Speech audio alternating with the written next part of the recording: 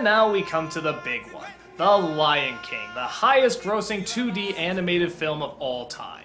When this movie came out, every kid was nuts. We were humming all the songs, we were reenacting all the scenes, we were talking about all the characters. It was just a gigantic flick.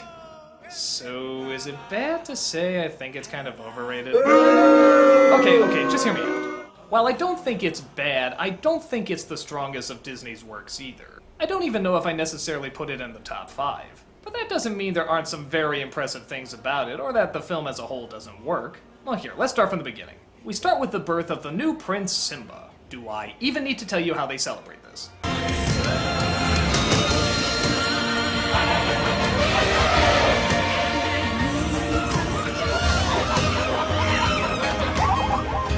So young Simba is shown around by King Mufasa how to rule as a good king. But his uncle Scar is angry because he was next in line to be king. So he constantly tries to set traps with the hyenas to kill him off. But Mufasa is always there to save him, so there's only one logical choice: kill Mufasa.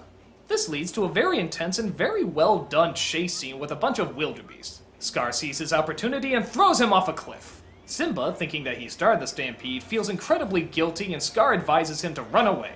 Why he doesn't just kill him right there, I don't know. But Simba goes into exile and comes across a team known as Timon and Pumbaa.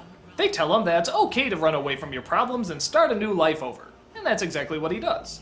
He spends most of his years growing up with the two and decides never to go back. That is until his old childhood friend shows up and tells him that things are terrible back at home. And since he is the rightful king, he's the only one that can go back and make things better. But Simba doubts himself, thinking he still killed his father, until he gets a vision in the sky. His father says nut up, and Simba decides to go back home and fight his uncle. And you know the drill. Big climax, comic relief, get some laughs, and then the final showdown between the two of them. Okay, so what problems do I have with a story that actually seems almost adult, and that is stole from the most famous of adult plays? Well, let's get to my biggest problem with the film. The message. Actually, the message I really like, and I think it's a very adult message. I especially like it when he talks to Rafiki about it. Ow! Jeez, what was that for? It doesn't matter. It's in the past. Yeah, but it still hurts. Yes, the past can hurt. But the way I see it, you can either run from it or learn from it. Now that's really clever, and I'm totally behind that. What I'm not behind is that when he does go back to face his fears start to win, and everything he was taught before suddenly is working against him. Nobody even gets behind him, nobody's standing up for him. That is until it turns out he didn't commit the crime that he thought he did.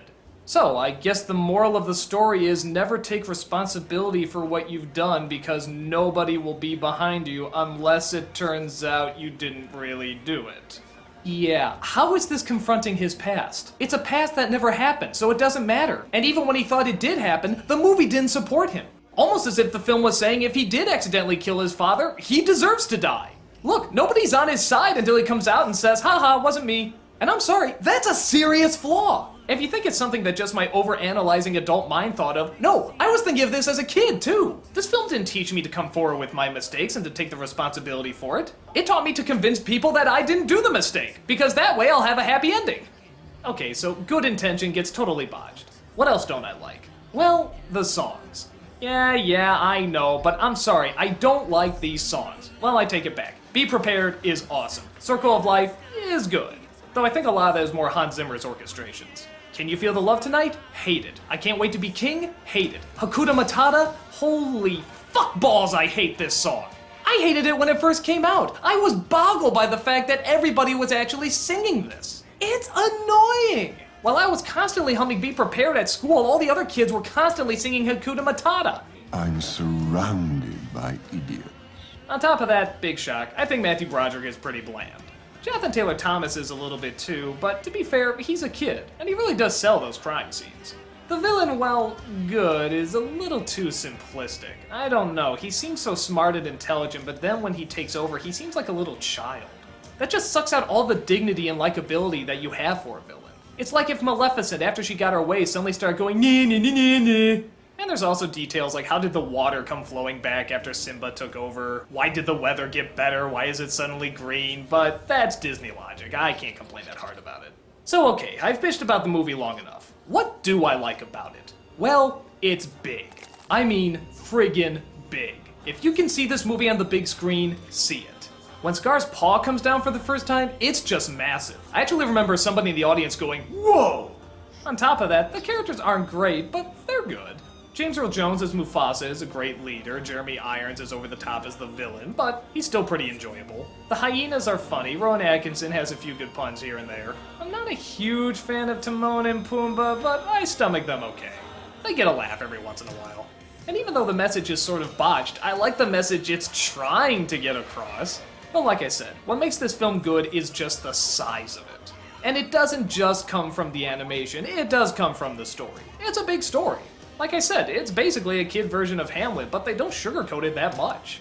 They don't pull a Bambi's mom where she dies off screen. No, you see the body. That was a big thing for kids back then. To have a death scene right in the middle of a big action-packed moment was pretty unexpected for Disney. At least at that time. So overall, I do like it. I do wish some of the other Disney films got more attention and made more money, but that doesn't mean the original film is bad. It's a big film with a pretty big story and a pretty big message. I just have my own personal issues with them. It's a movie I was glad to see several times in the theater, and chances are when they re-release it again, I'll go and check it out a few more times.